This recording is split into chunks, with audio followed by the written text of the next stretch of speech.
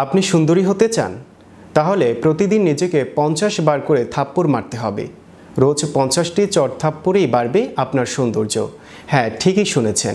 সৌন্দর্য বাড়ানোর জন্য থাপ্পড় থেরাপির মতো এই অদ্ভুত থেরাপির প্রচলন আছে দক্ষিণ কোরিয়ায়। বিস্তারিত থাকছে ডেস্ক রিপোর্টে। আপনি সুন্দরী হতে চান? তাহলে প্রতিদিন নিজেকে 50 বার করে থাপ্পড় মারতে হবে।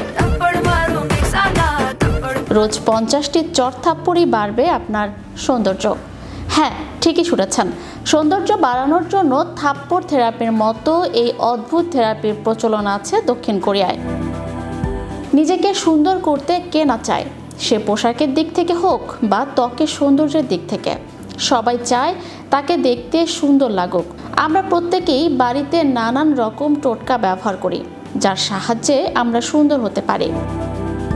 সৌন্দর্য বৃদ্ধির জন্য নানা রকম উপায়ের কথা শোনা যায়, যেমন cream, lotion, facial, laser therapy.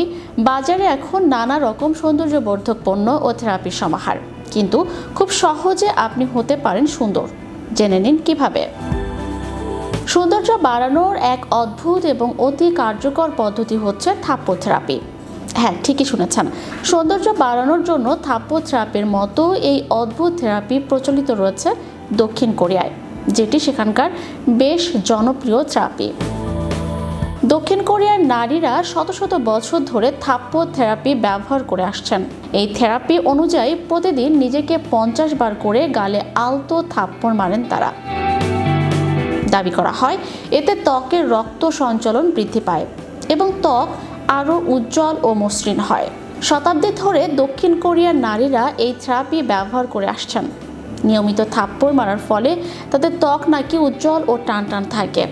তবে মনে রাখবেন, কেউ নিজেকে খুব জোরে জোরে থাপ্পড় মারবে বিষয়টা এমন নয়। থেরাপি হিসেবে নিজের গালে আলতোভাবে থাপ্পড় মারতে হবে। এতে আপনার ত্বকের রক্ত সঞ্চালন বৃদ্ধি পাবে এবং আপনার ত্বক আরও সুন্দর এবং চকচকে হবে।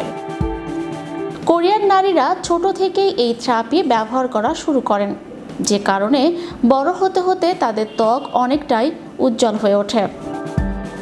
দক্ষিণ কোরিয়ার নারীরা শত শত বছর ধরে থাপ্পড় থেরাপি ব্যবহার করে আসছেন।